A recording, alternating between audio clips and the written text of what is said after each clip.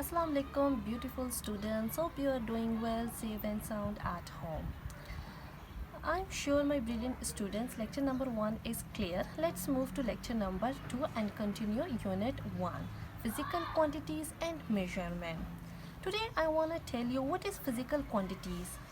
Students, all measurable quantities are called physical quantities. For example, length, mass, time and temperature. To remember, physical quantities possess at least two characteristics in common: numerical magnitude and unit. For example, if student is 104 centimeter tall, then 104 is numeric magnitude or value, centimeter is unit. Similarly, if you purchase 5 kg sugar, then 5 is numeric magnitude and kg is unit. Students, without unit, physical quantity is meaningless, because if I say I purchase 5 what? But when I put kg, then it means I am talking about mass. Furthermore, physical quantities are divided in two parts: base quantities and derived quantities. Let me differentiate between these two terms. Base quantities. Base quantities are the quantities on base of which other quantities are expressed. For example, length, mass, time, current and temperature. Conversely, the quantities that are expressed in terms of base quantities are known as derived quantities. For example, area, volume, speed, force, energy and work. Let me explain derived quantity. For example, volume.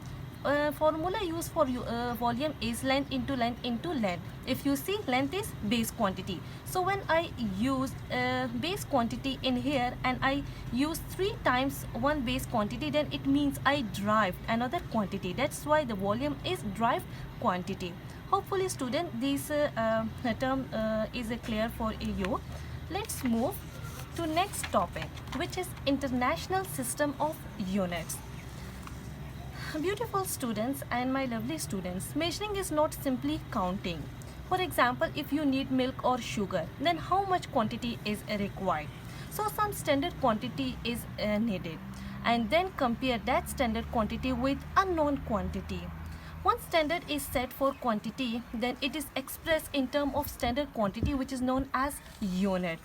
In 1960 in Paris, in 11th General Conference, worldwide system of measurement is adopted, which is known as International System of Units, and it is also referred as SI.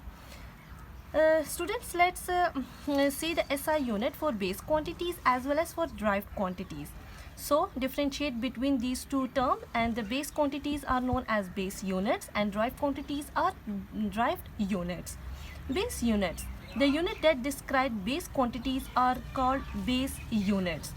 Students, each base quantity has SI unit. For example, length, which is represented with small l, and unit used for length is meter, and meter is represented with small m. Similarly, mass, which is represented with small m, and unit kilogram. The kilogram is represented with kg. Time, which is represented with small t, and unit second, and second is represented with small m.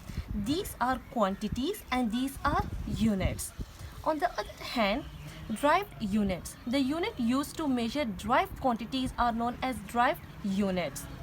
It is defined in terms of base unit, and it is obtained by multiplying, dividing one or more base units. For example, speed, which is represented with small v, and unit used for speed is meter per second. Meter per second, small m divided with small s. Similarly, volume. Volume is represented with capital V, and unit is cubic meter, m cube. These are quantities and these are meter.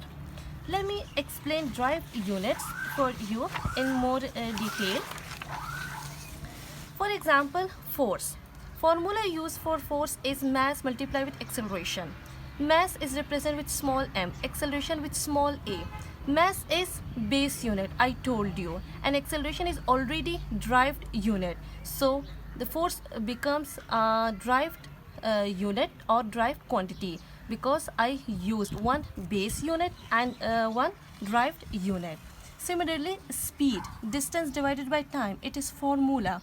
Speed is represented with small v, distance with small d, time with small t, and unit used for distance is meter, and time is second. So volume is meter per second. It means I derived that quantity.